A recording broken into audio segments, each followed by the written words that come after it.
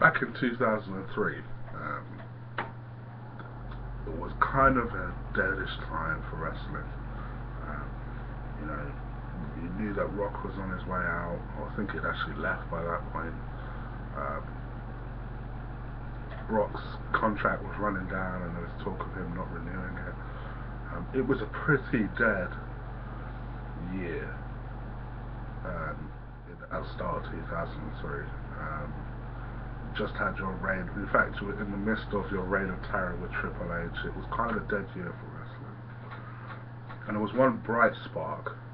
There was somebody who kind of looked and felt fresh.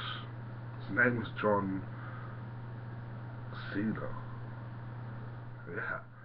It's amazing that people were once excited about this guy.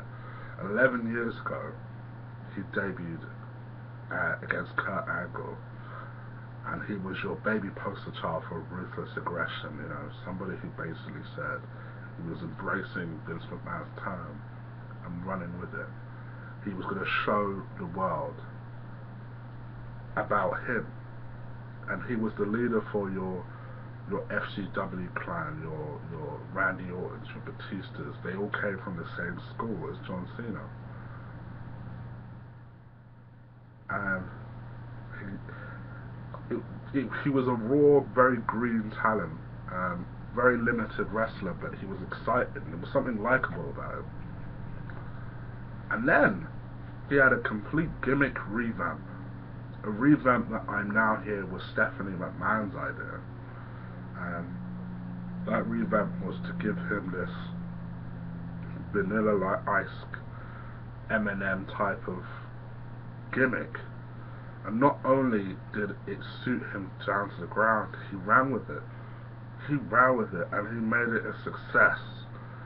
First of all, they flipped him heel, which was a brilliant idea, and they made him this gangster rapper, you know. But the thing is, he turned out to be more Eminem than Vanilla Ice, because he was actually pretty good. He was pretty good, to the point where he actually fucking sold an album that went gold, apparently. Like, he did really well. And people liked him, including me. I was a massive fan, particularly of the heel John Cena with as a rapper. I thought he was amazing. And then they flipped him face, I think it was beginning of 2004, and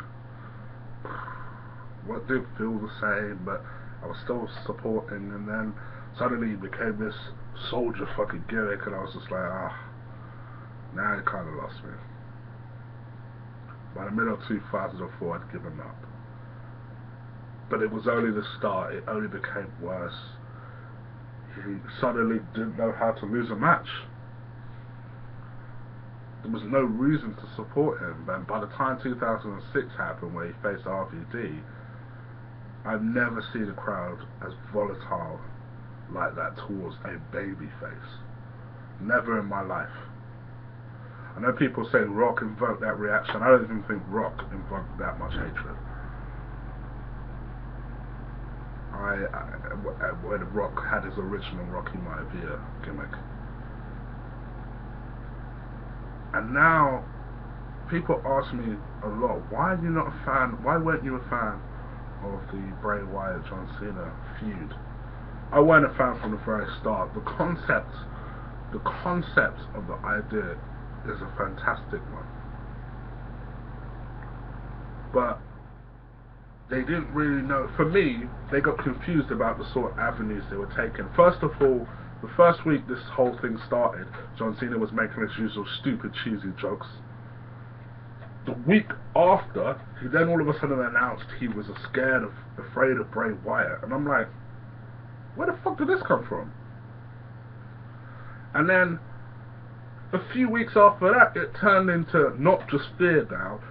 Bray Wyatt was trying to steal his legacy. I never understood that legacy thing. Because in my mind, he wasn't trying to steal no legacy. He was trying to get in your head so he can beat you. It's not like any other, he didn't do anything that any other wrestler hadn't done previously. So I didn't understand where that whole legacy thing came from in my mind. So then, what ended up happening was you kind of built weeks. There were certain things that they did towards the build-up towards WrestleMania that I really liked. Like the sheep's head in the bathroom, I liked. Like one of the endings on Raw where John Cena was wearing the sheep's mask and he was laid out and Bray Wyatt was over him. I thought that was brilliant.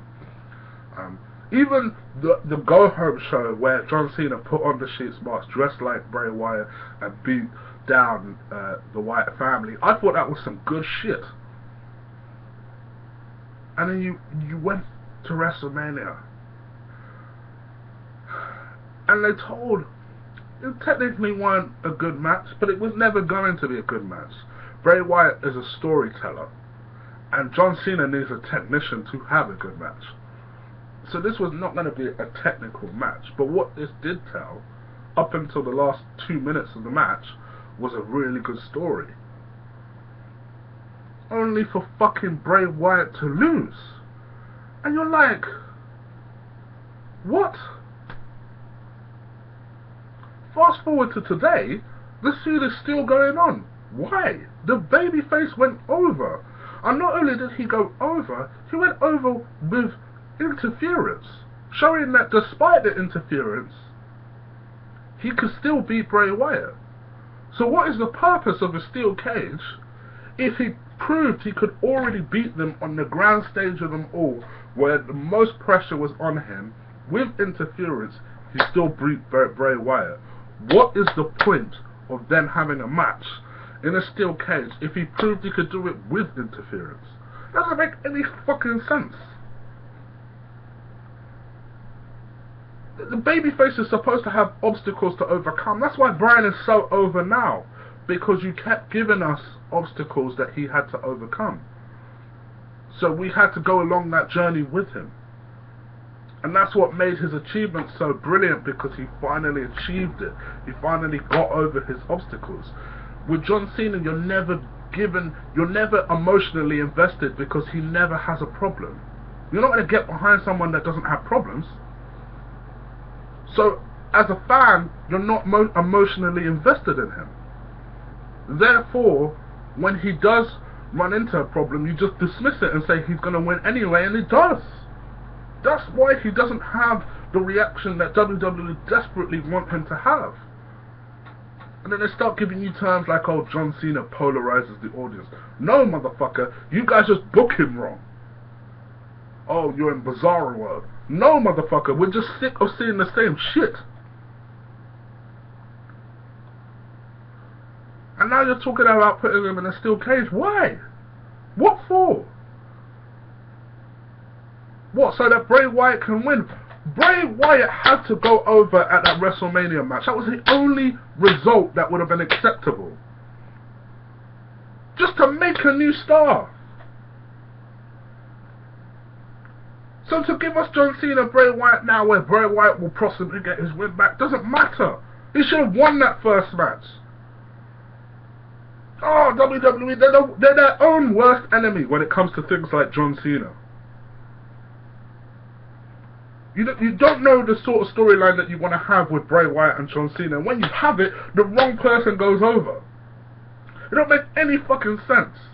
And then you're trying to sell this idea that John Cena is scared of him. How the fuck? How is he scared of him? He's already beaten him. How could he possibly be scared of someone you've overcome? How does that make sense? Oh, I'm being bullied by someone I've already beaten up. What the fuck? How does that make sense? That's why I'm not a fan of the storyline, because it's not realistic. Anyway, sorry, I had to get that off my chest. I promise you guys a video. It's late because YouTube won't allow me to upload shit. I hate this site sometimes. I'm hoping this works. Let me know what you guys thought. Do you like this feud, or are you with me? Are you in my camp? Let me know. Thumbs up this video. Do comment down below, and subscribe, people. Subscribe. Alright, take care. Peace.